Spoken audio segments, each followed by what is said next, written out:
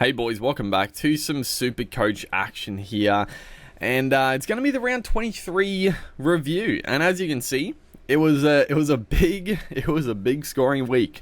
1571, you absolute goose. But yeah, it was a massive round all round. I knew I was in for a big one. I was looking at the projector go up and up after every game, and it was looking like a 1500 plus score. But honestly, I didn't think I would drop ranks with a 1571 score, but I didn't expect to jump up 92 spots. So we're back in the top 200, 185 overall, because we had a lot of the guys that went massive, but one guy we got rid of. We're gonna get into that in a second, but we didn't have a couple of the big boys, and we had a couple of shockers as well. So all across the park it was okay. We had a couple of low ones, but yeah, it was a big score. Pushing for that. We got 2 rounds to potentially get into the top 100. I mean, it'd be nice. At this point, it does, 185, 285, 85, doesn't really matter overall, but it'd be a nice little milestone to get into the top 100. It'll be tough to crack it, I think. I don't know how far off we're to like 100, but yeah, if we get a couple of lucky weeks with captaincy and other stuff going on. But let's have a look at the team, how we went, and like I said, there was some big scores. Starting out with the dummy halves. I mean, the forward pack, the forward pack was pretty good. Harry Grant 113, very nice. Cam McInnes with his just 55 like usual. Solid. And that, like I said, like weeks and weeks ago, the plan was to get in Damien Cook as my backup hooker, but unfortunately just didn't have the cash. I mean, maybe we could have, looking back, yeah, we could have saved a couple of trades on absolute duds and maybe looked at prioritizing someone like a Cook over McInnes, but I digress. Mistakes were made, but that's Supercoach. You can't. Well, if you win it for the year, obviously things went well for you the whole year, but that's not usually how it works, unfortunately. The front row, solid as ever. Joe Tarpany came back with a bang. He got a nice little, I don't know, he probably got the line break assist and the try assist. It was beautiful work. Nice little pass to Papali'i. Papali'i gets it back to Tarpany. Tarpany with the speed. I thought for a second he was going to go all the way, and then he flings out the back for I think he got the try assist. I don't know how he wouldn't have, but yeah, 75 points. I was without that he probably scores just okay, but it was nice at the end of the game. Isaiah Papali'i once again 85 points. He's had a couple of lowish weeks, but he's just been he's averaging 77, dude. 78 basically. I mean, what an absolute monster in the front row. Max King 60, Pole 31. We don't really need the cheapie, but he's done an okay job. The back row, Angus Crichton. Angus Crichton getting back to some of that South Sydney Rabbitohs rookie form. 161, just absolutely went gangbusters. It was nice to see.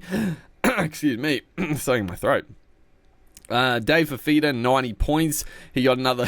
he got a nice little solo try. That's what he can do. We've done pretty well since getting Fafita in a while ago. He was a bit of a pod. I wonder how owned is he? I think he's still a decent pod. That's probably it's one of our good pickups. Yeah, he's only in 12% of teams, and honestly, he's been very inconsistent, but we picked him up for 500k, a bit over 500k, and he's gone pretty okay. When did we get him?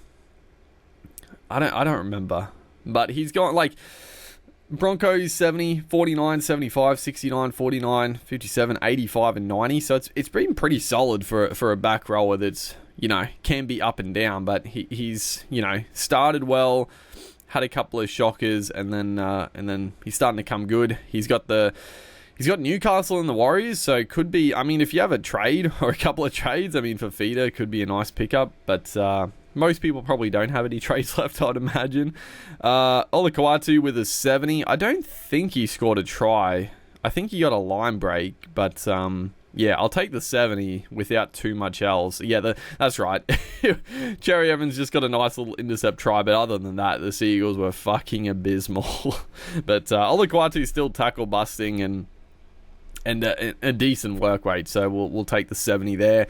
The nice thing with Olakau'atu is that he's going to start next year pretty cheap, unless he scores a couple of big ones to finish the year. He's going to be pretty damn affordable, and honestly, he'll probably be straight in my team next year if he doesn't blow out at the end of the year.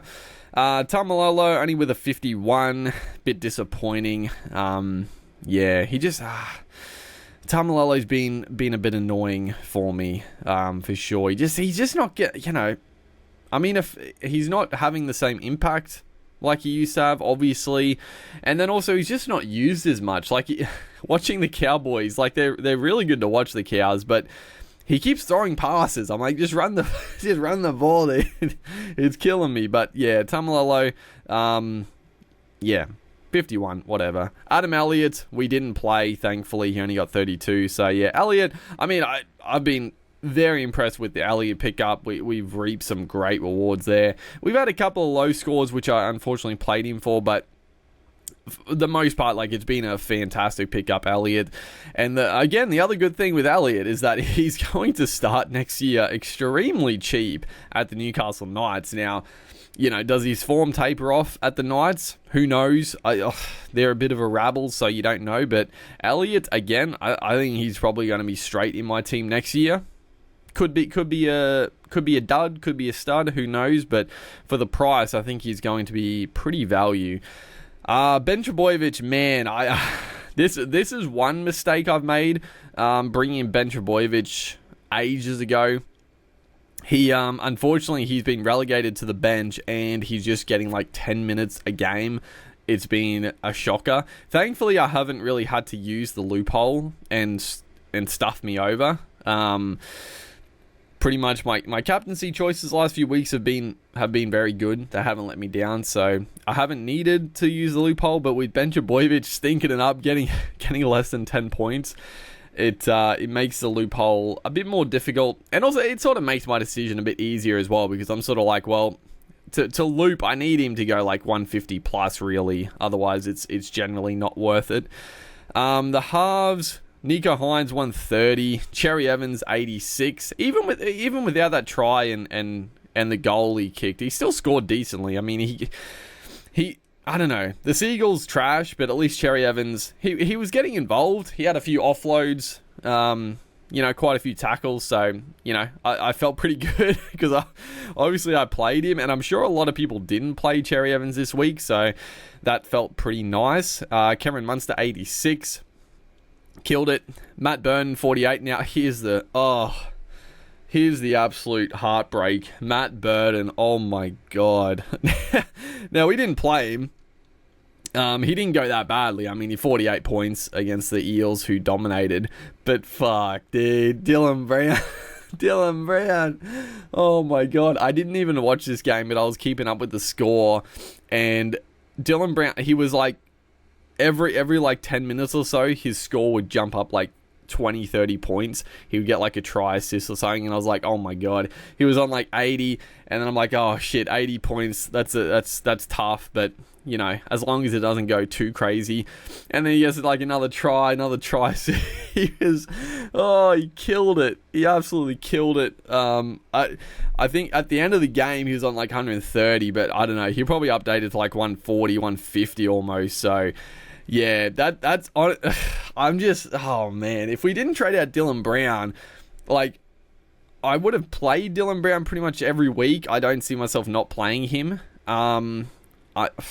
I probably would have been in the top 100, honestly, because the point difference there has been massive. You know, obviously in hindsight, looking back on it, it's like, why did I do it? Because Dylan Brown, you know, he was always safe for at least 50 points, even when the Eels were trash. If they had a bad game, Dylan Brown, you know, made plenty of tackles, ran the ball a lot, so he would always get 50 points, and then he would have that ceiling. But, you know, it's obviously easy in hindsight, and I still stand by the decision, because Burton, the Dogs had a decent draw coming home. The Eels had an absolute shocking draw coming home.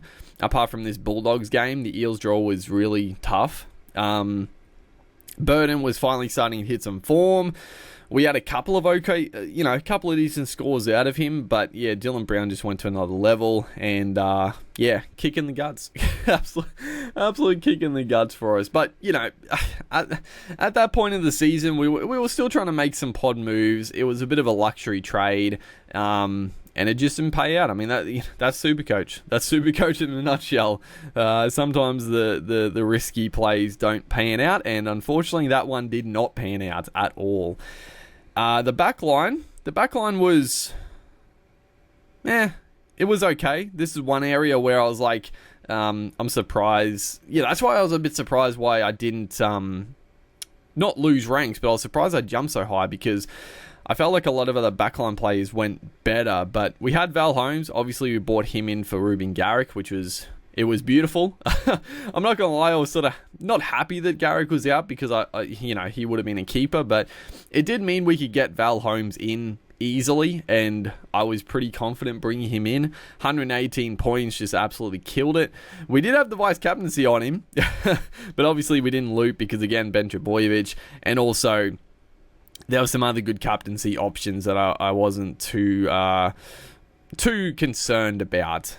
Joey Manu, 58, you know, didn't see, I mean, they scored so many tries, but Manu just didn't really see too much footy.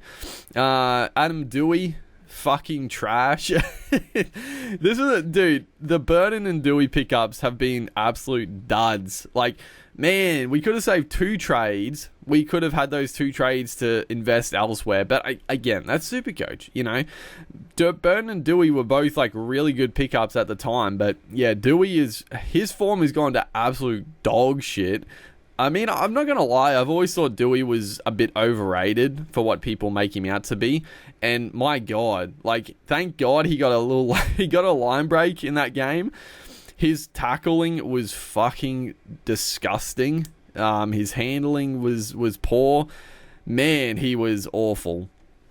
You know, you can't blame the whole loss on Dewey, but geez, he was rubbish. He was really bad.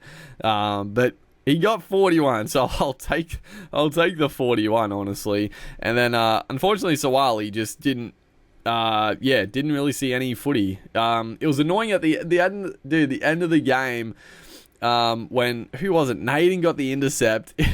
Tedesco had the try assist. Sawali would have scored, but fucking Naden, the one time he does something well, he plucks out the intercept. That could have been a big difference. Like, Tedesco would have got another try assist. Sawali would have got like 30 points extra. So yeah, disappointing, Sawali, but you know, it is what it is. And then Isaiah Tass got 74. I was tossing up between Tass and May. Now, May went pretty good, 48, but Tass, you know, I should have played Tass over Dewey, Sawali, Tamalolo, but yeah, I didn't. I thought the Panthers' edge defense would be better, but the Rabbitohs were absolutely killing them down that left side. Crichton and Toto were getting absolutely dominated. I still can't believe that the Rabbitohs lost that game. I have no idea how they lost. They were, in my opinion, they were the better team. Like, they were creating so many chances, but they squandered it, really. And then the fullbacks just destroyed it. Tedesco, 109. He was our captain. And Latrell Mitchell, 105. I mean, Jesus Christ. Just big scores all round. Now, the other thing, the leagues. Now, let's have a look at the leagues. I did have a quick little peruse.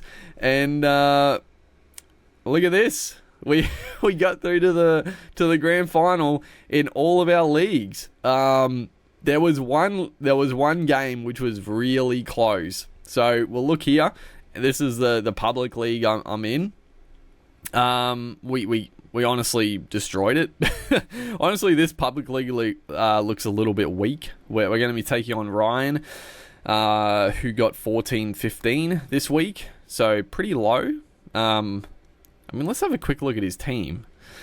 Because, who does he... So, Cook only got 59. He's got... he's got Mitch Barnett, Talakai, Ezra, Tungo, Mulatalo. He's got a bit of a weird team, honestly. I feel like my team's a lot stronger, but who knows? Who knows? He's got a couple of plays different to mine, so he could come out and blitz it. Was it our first league that I just won? Yeah, look at this. Samuel. Oh, Dodgers 15-57. We pipped him. And then don't worry, B Puppy scored 15-10. So that should be a good matchup. He destroyed Max. Unfortunately, Max had a bit of a shocker here. Well, it's not a terrible score, but obviously compared to the big ones, not quite. So that should be a good matchup. We both in the 1500s. The second league we made, yeah, this was also pretty close. Some big scores. Whew. Big ballers Tim actually outscored us with 1585. Some big scores here. Let's have a quick look at his team. 1585. So he's got the Cook Grant combo. He's got Keon, Kalamatangi. He's got Hudson Young. Bit of a pod. Honestly, I've been keen on Hudson Young, but I just haven't. I went with Elliot instead, and it worked out well. But obviously, Hudson Young's hit a bit of a purple patch with some try scoring. He's got Jerome Hughes, Dylan Brown. Okay, so he finished on 134. I actually thought he would update a bit more. Usually when there's a big score, they generally update somewhat, but he obviously didn't really, so that's obviously a big difference. I'm hoping Dylan Brown could... dude, I mean, they're obviously not going to rest him because the Eels are pushing, for a top 4 finish. But if Dylan Brown could just have a couple of quiet weeks just to give me some reprieve, dude. He's been on his... Oh, my God. But... yeah, that's the big difference in our teams right there, Dylan Brown. The rest of them, I'm assuming, are pretty... He's got Zach Lomax, Milatala, Isaac Thompson. Thompson's actually back in the Rabbitohs team this week, I think. And then, the Mitchell Tedesco. So there's a couple of... yeah, the Hughes and Dylan Brown, definite, pods for him versus me. So depending how they go. And then our final league we created... I was the top scorer here. Red Kingdom, we got him. And then Simo with a 1473. What's his team looking like? So he's got the Grant Robson combo. 63 for Robson. I feel like he got a try assist in that one. So, I mean, Robson's been doing well, but he just doesn't quite have the ceiling of a Harry Grant. So I'm not too worried. Who else different? Tarpany, we got the same back row. He's got Ezra, who had a shocker. He's got Dylan Brown. He's still got Ruben Garrick, so I'm assuming he doesn't have any trades left, which is nice. Zach Lomax. He's got Tungo still, Tas. And then the rest are the same. So, yeah, pretty standard teams at this end of the season. Just a couple of little differences.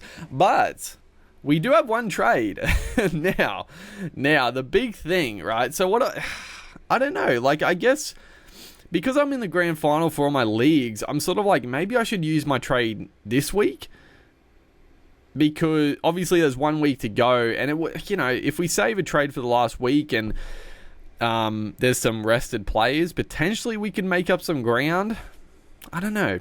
We'll see if there's a good option this week. If not, then I think next week could be a really beneficial trade. It's only one trade, but if one of our guns and a lot of, let's say, Harry Grant, maybe a Nico Hines, Cameron Munster, Tedesco or Mitchell get rested for that final game, or any other of the big boys, we'll have that one trade spare to potentially, boost us up in the rankings. So we'll see.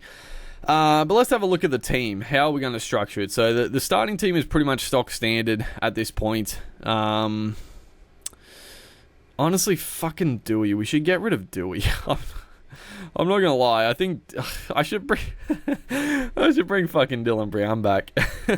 We probably can't. We probably could afford him. Maybe they're taking on the Broncos. Oh man, honestly, I'm so tempted to bring bloody Dylan Brown back. I'm not gonna lie. Who are the Dogs versing? The Dogs are versing the Sharks. Ugh.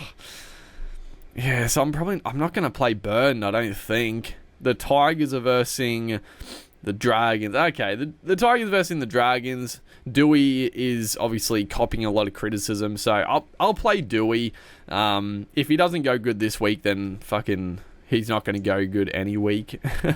Who have they got in the last round? It's a pretty decent one as well. Yeah, Canberra. It's okay. So yeah, Dewey safe this week. The Roosters are versing Melbourne. You play Manu, but Sawali. Oh, I think you got to start Taylor May over Sawali, I think, and then we'll decide if we play Sawali up against Melbourne. I mean, Melbourne's edge defense still hasn't been great, so I still think Sawali is a good pod play. Tedesco, Mitchell, obvious choices. I don't think Tedesco will get rested. There was talk last week he would get rested for the Tigers. I can't see them resting him against Melbourne. That would be a bit of a weird one. Mitchell against the Cowboys. I think Mitchell, he had a slight injury concern last week, so I doubt he's going to get rested this week if he wasn't last week. It's do or die. I mean, the Rabbitohs, it's do or die. Like, do they have to win their final two games?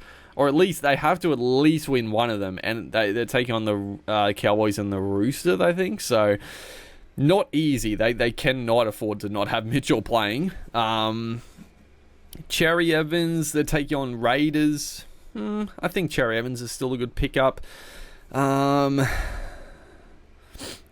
Tass, taking on the Cowboys. Probably won't play Tass. So, Mitchell, Cherry Evans. I'm sick of playing Tamalolo. This is one area of my team now is a little bit annoying. I just don't have... I'm missing like one gun in my reserves because Elliot has fallen off. He was sort of my given. Tamalolo just hasn't quite... he was killing it. I mean, he's averaging still 60, but he's really fallen off a bit lately. Because, he was going really well. 80, 89, 57. He had a few 50s, 75, 76, and then he's back to like 40, 50s. So Tamalolo's been shitting me a bit. Maybe we play... I don't know. I don't know. I honestly don't know. McInnes is still good for a 50, but it is what it is. I think you play Sawali just because of the upside. He still makes plenty of carries. Like, if he gets like 40 points... He'll, even if he doesn't get a try, he's still going to get like 30, high 30s, 40s, which is not good or not great, but it's still okay. And then our final reserve, it's either Burton, Tamalolo, Elliot, or we could make a trade. So let's have a look. We got 120k. Our highest, Tamalolo's the highest dollar amount. So who can we afford? Probably no one. No one of worth, anyway. So, yeah, Murray's too expensive, but he only got 48, so that's a bit of a kick in the guts for people that brought him in last week. Sean Lane, again, he only got 55. Very popular option. Well, he's only 7.6%, but, too expensive. Nanai, we can't quite afford. He got 60 points. He did get a try. Big dude, Tino has been absolutely killing it. I'm actually surprised he's not more expensive because he has just gone on a bit of a... Well, he's a bit up and down, isn't he? 123, 77, 35, 49, 69, 88, 54, 90. I'm not going to get him, but He's been pretty good this year. Ryan Madison? Did Madison start? Black fucking Nat Butcher, dude. 140 points. Madison, maybe. I'm just a little... How many minutes did he play? How many minutes did...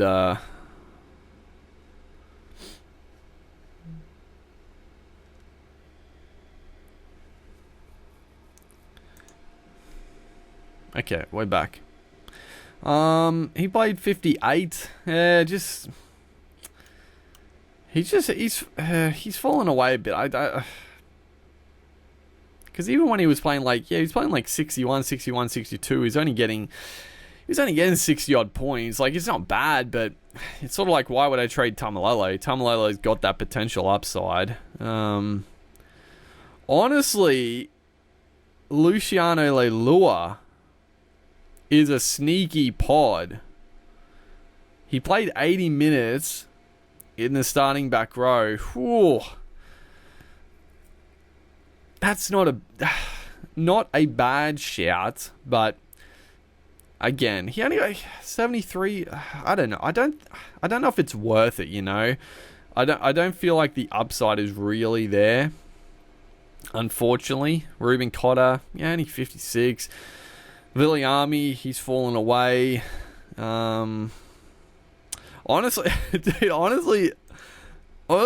Solomona, if he continues in the back row, is a real good shout. He's playing big minutes in the back row. That is huge. Like, he played 64 for 68 points against Panthers, and then 70 minutes, and that was with no football, and then 70 minutes with 100 plus. If he continues that back row, I'd be tempted with Solomona, because the big thing with Solomona is that if he's always been on the cusp, but he plays so few minutes that he gets 40 to 50 points pretty damn easily, but he just never has that ceiling because he doesn't play big enough minutes. Now, if he's playing big minutes in the back row, I don't mind it. So that's honestly, he's one to keep an eye on. I'd be worried that maybe they would revert back, but because Felice Kafusi is back as well. I think, yeah, we'll keep. I'll have a look. And then if we trade out Burden, can we bring Dylan Brown back? We can. Oh no. Oh god. Should I just bring Dylan Brown back? It feels so bad. It feels so damn bad to do it. But they take on the Broncos, where he could feast, and then the Storm, where the Storm may rest players. Oh man, I'm so tempted to bring Dylan Brown back. Burden, I'm not playing Burden this week against the Sharks. Who have they got in the last round? Manly. Yeah, that could be a good game for him, but oh man, do I just bring fucking Brown back? Sammy Walker could be a pod. They take on the Storm and then South. Tough games. I probably wouldn't bring Sam Walker in. AJ Brimson's hit a bit of a purple patch. Who's got a good draw? I think Jack One has a really good couple of games, but he's just never really been. He doesn't really have that ceiling. Again, he just doesn't have the highs of a play to really risk it on. And then there's not. Jesus, Josh, holy shit! Josh Schuster is 205k. He's going to be the first pick next year if he gets that starting 5'8" spot. At the start of this year, I was before, in the preseason, before the teams were announced, Josh Schuster was my starting 5'8". I was like, he's my lock-in. And then obviously with the injury, and now he's not playing. I don't understand what's happening with Schuster at all. He's getting no minutes. He doesn't look fit. I don't know what's going on, but he's going to start extremely cheap. Extremely cheap next year. So honestly, my two options this week are Brown and Solomona. I feel like Solomona is not going to play in the back row though, because I think probably Kafusi's back, and then the rest of it. I mean, what backs? I mean, let's have a look at trading Tass, because I feel like I'm not going to play Tass the rest of the year. Yeah, we're just not going to be able to afford anyone that I really want. I mean, Zach Lomax. I mean, Mulatalo, like they're taking on the Dogs, and then they've got Newcastle. Oh, man. I gotta be honest, I wouldn't mind. I wouldn't mind getting in Mulatalo just as a bit of a throw of the, shot at the dartboard, Surely he gets some tries. He's been stinking it up. Let's be real. 33, 28, 40, 46, 57, 52. He's just not, like, he was killing it earlier. He was still a bit up and down, but man, he wouldn't be a bad little smoky to bring in. Jesse Ramian, but again, Ramian, he just, I don't know. Talakai. Yeah, I don't know. Honestly, Mulatalo, Dylan Brown, or fucking Solomona are sort of my three that I'm thinking of. But again, maybe I should just wait till next week, see if there's an injury or resting. But I'm not gonna lie, I would love to bring Dylan Brown back. But can I do that?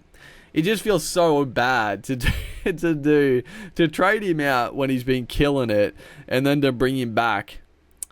Oh, it's one of those ones. Do you bite the bullet and bring him back, or you just dig your heels in and just say, no, we traded him out, I can't bring him back.